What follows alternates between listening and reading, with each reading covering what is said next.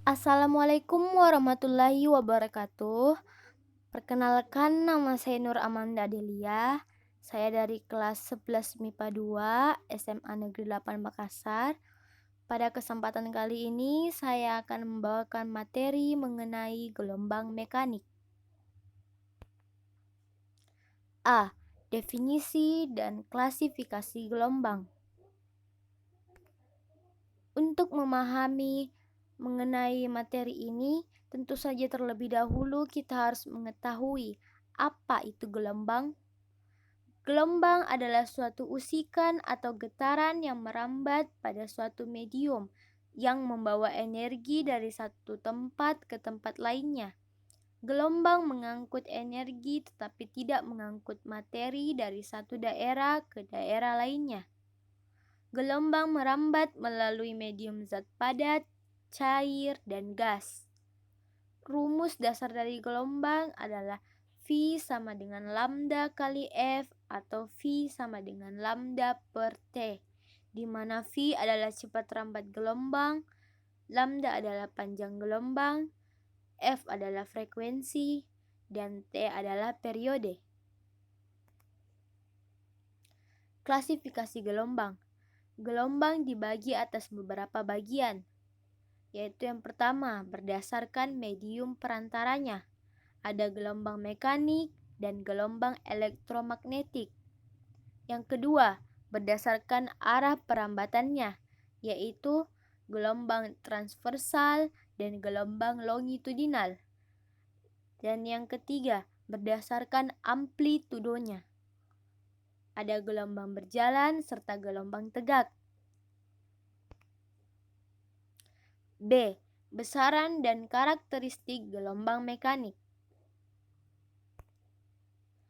Terdapat 4 besaran pada gelombang, yaitu yang pertama, panjang gelombang, kedua, periode dan frekuensi, ketiga, cepat rambat gelombang, dan yang keempat, amplitudo gelombang. Karakteristik gelombang mekanik. Terdapat beberapa karakteristik dari gelombang mekanik, yaitu yang pertama, pemantulan gelombang atau refleksi. Refleksi adalah perubahan arah rambat gelombang saat bertemu dengan bidang batas dua medium. Pemantulan ini ternyata mengacu pada suatu hukum yang disebut hukum pemantulan. Kalian dapat melihat contoh dari pemantulan gelombang pada gambar di atas. Lanjut, yang kedua, pembiasan gelombang atau refraksi.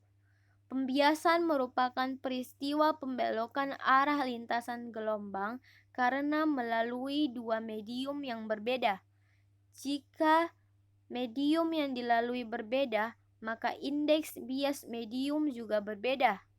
Perbedaan indeks biasa inilah yang menyebabkan cepat rambat cahaya berbeda, sehingga seolah-olah ada pembelokan arah lintasan cahaya. Kalian dapat melihat contoh dari pembiasan gelombang pada gambar di atas. Berikutnya ada perpaduan gelombang atau interferensi. Interferensi adalah perpaduan antara dua gelombang cahaya. Interferensi bisa diamati dengan jelas jika berkas kedua gelombang bersifat koheren atau amplitudo dan frekuensinya sama dengan fase tetap. Interferensi dibagi menjadi dua, yaitu interferensi konstruktif atau menguatkan dan interferensi destruktif atau melemahkan. Kalian dapat melihat contoh dari interferensi konstruktif dan interferensi destruktif pada gambar di atas. Dan berikutnya ada lenturan gelombang atau difraksi. Difraksi adalah pelenturan atau penyebaran gelombang saat melalui celah sempit. Contoh difraksi pada gelombang cahaya adalah terbentuknya rumbai atau garis gelap dan terang pada layar. Contoh difraksi pada gelombang bunyi adalah saat kamu berada di gang sempit, kamu masih bisa mendengar suara mobil atau kendaraan lain.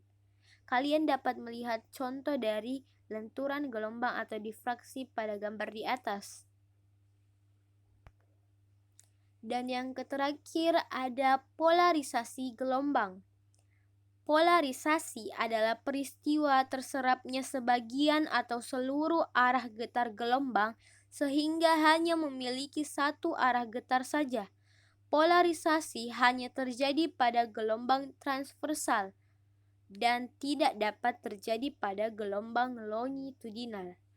Polarisasi dapat disebabkan karena beberapa peristiwa, yaitu pertama, pemantulan.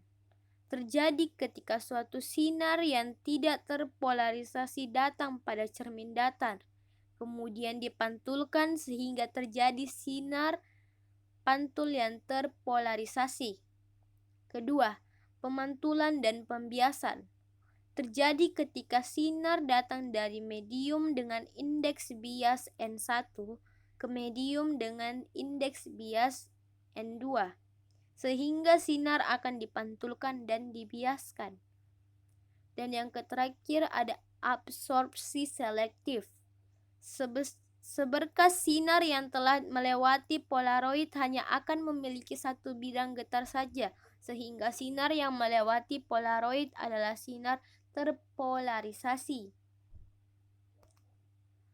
Itu saja yang dapat saya bawakan pada hari ini. Kurang dan lebihnya mohon dimaafkan.